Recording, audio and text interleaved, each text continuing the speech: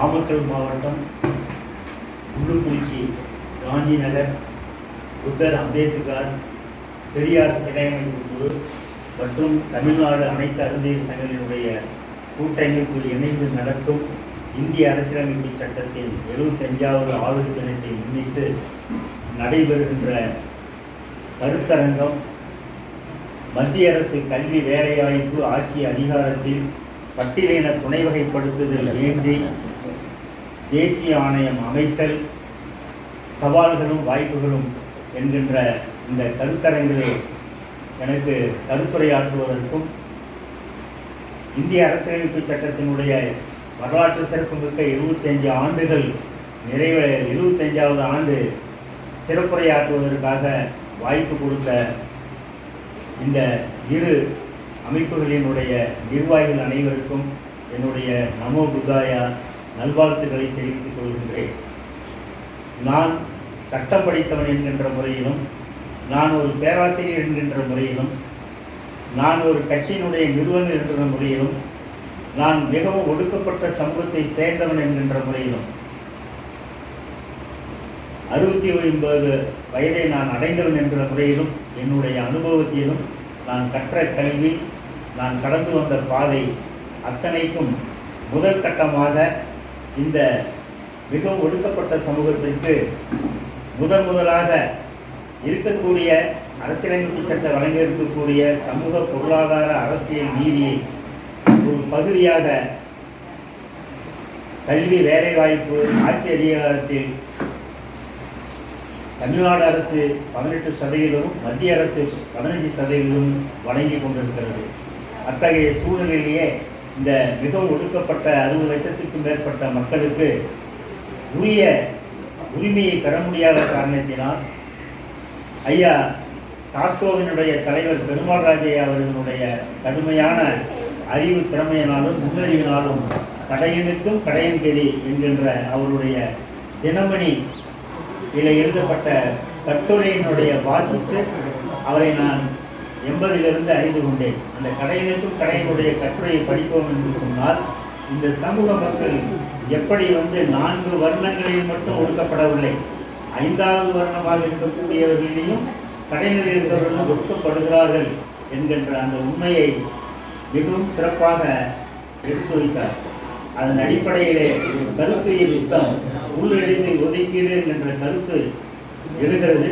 அது நாளொரு மேலையும் பொழுதொரு வண்ணமாக வளர்ந்து டாஸ்கோ மூலமாக பல கருத்தரங்குகளை நடத்தி அதை ஒரு வெற்றி பெறுவதற்கு அவருக்கு கிட்டத்தட்ட பார்த்தீங்கன்னா ஒரு 45 வருடங்கள் எடுத்திருக்கிறது என்பதை நாம் புரிந்து கொள்ள வேண்டும்.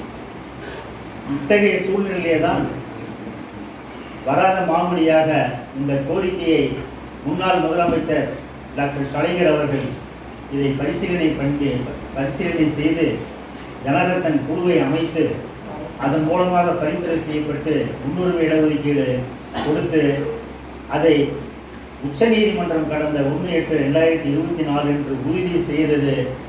நாம் மிகவும் ஒடுக்கப்பட்டோர்களுடைய விடுதலை நாள் என்று நாம் அறிவிக்கின்றோம். 1/8/2024 உள்ளொதுக்கீடு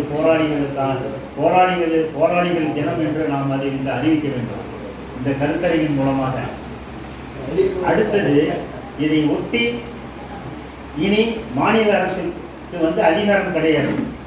சட்டமன்றத்தில், நாடாளுமன்றத்தில், உள்ளாட்சிகளில், கூட்டுறவுகளிலே தனியாக இடஒதுக்கீடு ஒதுக்குவதற்கான அதிகாரம் மாநில அரசுக்கு இல்லை என்பதால் தான் நாம் அடுத்த கட்டமாக இந்தியாவில் இருக்கக்கூடிய சிவில் சர்வீசஸ் 22 துறைகளில் IAS, IPS, audit general, accountant general, உங்களுக்கு சென்ட்ரல் எக்ஸைஸ், கஸ்டம்ஸு, உங்களுக்கு கிளாஸ் பி சர்வீசஸ், இத்தனையும் மினிஸ்ட்ரியல் சர்வீசஸ், இத்தனையும் உள்ளடக்கிய மத்திய அரசு நிறுவனங்களிலே நாம் 15% இடஒதுக்கீடு கொடுத்து கொண்டிருக்கிறார்கள். அதிலே நம்மை போன்று அருந்ததிகள் போன்று, மாதாரிகள் போன்று, பகடைகள் போன்று, உங்களுக்கு செக்கிலியர்கள் போன்று இந்தியாவில் சமார்கள் என்று அழைக்கப்படுகிறார்கள், தென்னிந்தியாவில் மாதியாக்கள் என்று அழைக்கப்படுகிறார்கள். அவர்களுக்கு 12% உள்ளிடஒதுக்கீடு பெற்றே தீர வேண்டும். பெற்றால்தான் நாம் நமக்கென்று தனியாக சட்டமன்றத்தை பெற முடியும், நாடாளுமன்றத்தை பெற முடியும், உச்ச நீதிமன்ற நீதிபதியாக முடியும், உயர்நீதிமன்ற நீதிபதியாக முடியும். அத்தனை துறைகளிலுமே நாம் அதிகாரிகளாக வர முடியும் என்பதை இந்த கருத்தரங்கின் மூலமாக நான் வலியுறுத்துகிறேன். வாய்ப்புகள் ஏராளமாக இருக்கிறது. ஆனால் அந்த அந்த மத்திய அரசு உள்ளிடஒதுக்கீடை பெறுவதற்கான சவால்கள் ஏராளமாக இருக்கின்றன. இந்தியாவில் இருக்கக்கூடிய தலித்த ஆதிக்க சாதிகள் ஒரு 7 சாதிகள் இந்தியாவில் இருக்கின்றன. தமிழ்நாட்டிலே பறையர்களும் பல்லர்களும், கேரளாவிலே புலையாக்களும், ஆந்திராவிலே கோடியாக்களும், கர்நாடகாவிலே கோடியாக்களும், ஆந்திராவிலே மாலாக்களும், மகாராஷ்டிராவிலே மகார்களும், உத்தரப்பிரதேசத்திலே தட்டாவுகளும், வெஸ்ட் பெங்காலிலே பார்த்தீங்கன்னா உங்களுக்கு சாந்திராக்கள், இவர்கள் உச்சபட்சத்திலே இருக்கிறார்கள். எந்த சட்டம் போட்டாலும் எந்த திட்டம் போட்டாலும் அதை யார் ஆளுகின்றார்களோ அவர்கள் மூலமாக அது நிர்மூலமாக்கக்கூடிய சூழ்நிலை இதுவரைக்கும் இருந்து கொண்டிருந்தது. 2014 வரைக்கும் நமக்கு அம்பேத்கருடைய கோட்பாட்டை, அம்பேத்கருடைய சட்டத்தை நாம் உள்வாங்கியதனால் நம்மளுடைய சித்தாந்த எதிரியாக உங்களுக்கு பார்ப்பனையும் இருக்கிறது.